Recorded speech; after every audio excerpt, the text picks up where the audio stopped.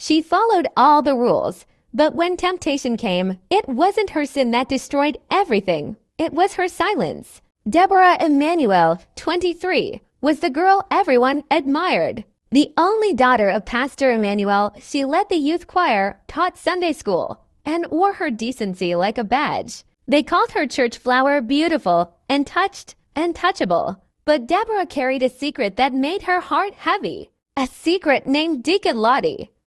Deborah Emanuel, 23, was the girl everyone admired. The only daughter of Pastor Emanuel, she led the youth choir, taught Sunday school, and wore her decency like a badge. They called her church flower beautiful and touched and touchable. But Deborah carried a secret that made her heart heavy. A secret named Deacon Lottie. It started with prayer meetings. Lottie was her father's assistant, a 39-year-old, well-respected married man with charm and quiet authority. He praised her voice. He called her anointed. He said God had given her to him for comfort. It was flattering until it became dangerous. It started with late-night texts, then private counseling sessions, then a kiss, and eventually sign.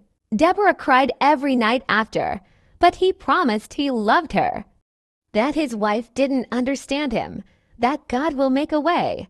2 months later, Deborah missed her period. She stared at the test strip in the church bathroom, trembling. Positive. She sent a message to Lottie. I'm pregnant. His reply came 6 hours later. We must pray, but you must never tell anyone.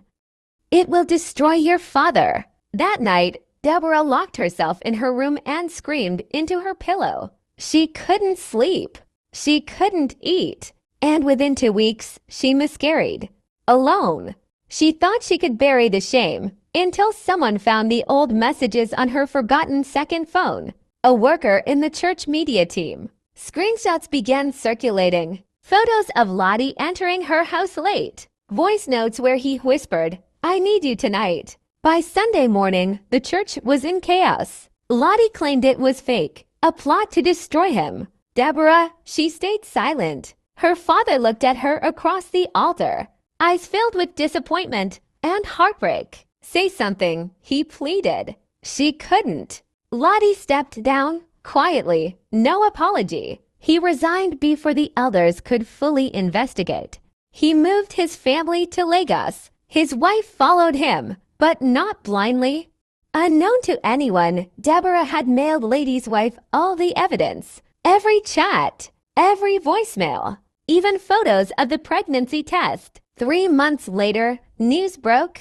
Deacon Lottie had been arrested for falsifying land ownership documents in Lagos. At the trial, his own wife walked into court and submitted the evidence of his moral character from the affair. The judge added it to the sentencing as character proof. He was sentenced to 7 years in prison.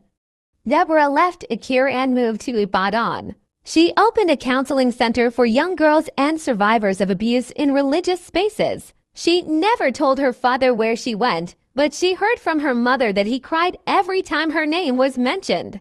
One day, a letter came from him. I judged you too quickly. You were hurting.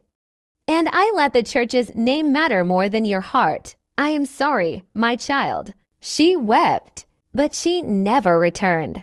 Life lesson. Silence protects predators, but truth, even when spoken in secret, can bring justice. Speak, heal, shine again.